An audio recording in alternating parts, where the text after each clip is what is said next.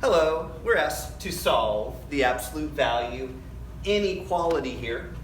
So whenever we're solving absolute values, it's really important that we isolate the absolute value first. So the first thing I'm going to do is move everything that's not attached to the absolute value to the other side. I'm going to go ahead and add 5 to both sides. I now have 2 absolute value of x plus 4 and absolute value less than 14. Is the absolute value by itself yet? Not yet. There's still that 2 attached to it. What's the opposite of multiply by 2? Divide by 2. Do that to both sides. Now you have x plus 4 and absolute value less than 7. Okay, do you remember what we do when we're having absolute values and inequalities? Once the absolute value is by itself, we change the inequality into an equal sign. So this now becomes the absolute value of x plus 4 and absolute value equals 7. Okay, now when we solve an absolute value, how do we solve an absolute value? How do we remove the absolute value signs to get x by itself? We break it up into 2 separate problems. We have the x plus 4 equals 7 problem. That's the easiest one to remember. Just drop the absolute value signs. At the very least, make sure you get this one. It's the one that doesn't require any extra thinking. You can just drop the absolute values, solve it, and at least you get one side of the solution. Now, what you need to do though is one of the other sides has to be negated. One of these sides has to be negated. It doesn't matter which one. If I negate the left side, then I have to distribute the negative sign. It's just a little bit more complicated. So I'm going to go ahead and just put my negative sign, negate the right side there. Okay, these are the 2 problems that I have to solve for x. This gives me my critical values. So subtract 4, x equals 3 for my first critical value. Minus 4, x equals negative 11 for my second critical value. Next, do you remember what we do? It's the number line. Okay, let's draw a big number line. This is the x number line. We're looking for solutions for x. So luckily this is one-dimensional. That's a little bit easier. So we have 2 critical values we have to consider. We have the critical value at 3. I like having my 0 placeholder. And we have another critical value at negative 11. All right. So at this point, I always like to mark on my graph, are our critical values included or not? Are they? Do we include negative 11 and 3 into the solution set? No, we do not. Why not? Because there is no equal sign here. If there were an equal sign, we would include them. There's no equal sign here, so they are not included. Not included is an open circle. So this is an open circle, not included. Open circle. Not included there. Okay, so now, at this stage, what do we do next? We have to pick test values. There are 2 or 3 regions here. 3. There are 3 regions here. There's this front region, the middle region, and the back region. Remember, a solution to an inequality is a set of numbers. It's a continual slew of possible solutions that lie within here. So we want to know, where are the solutions at? So we have to test values. So I'm going to go ahead and test values. I like negative 15. I like numbers that end in 5 or 0. Ooh, I love my 0. I already have that one marked. And I'll go ahead and test, let's test 10. Okay. So I have the 3 test points, 1 in each region. Where do I test them at? Well, I like testing it in this stage right here because it's kind of the simplest one. But usually most textbooks, they say test on the original problem. If you've done all your math correct, then you can test on this one. But I'll go ahead and humor the math gods and say, let's test the original. All right, so I'm going to go ahead and I am now testing here. Testing.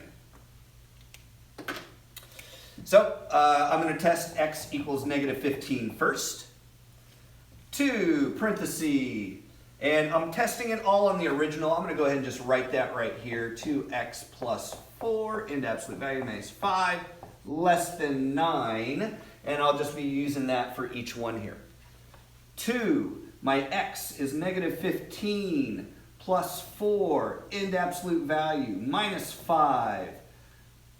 Is that, question mark, less than 9? I like putting a question mark above my inequality symbol or equals symbol when I am testing it. This lets me know, am I looking for a true or false statement?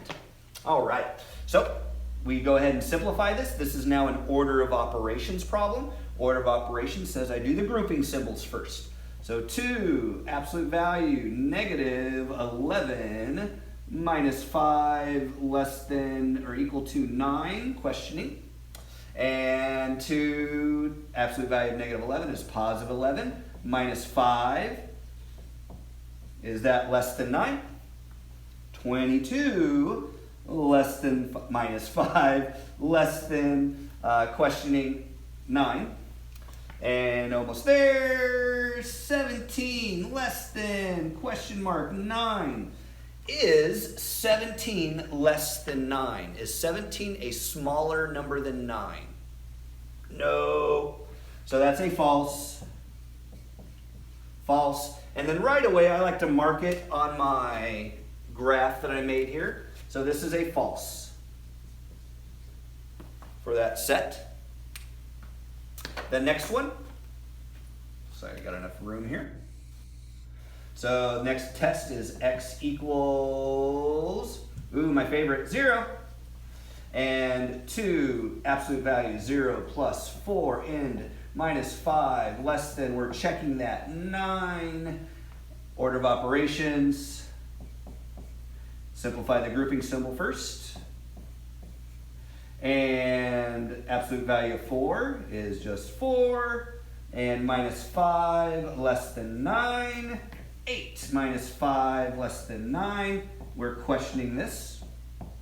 And is 4, 8 minus 5 is 3. Is 3 less than 9?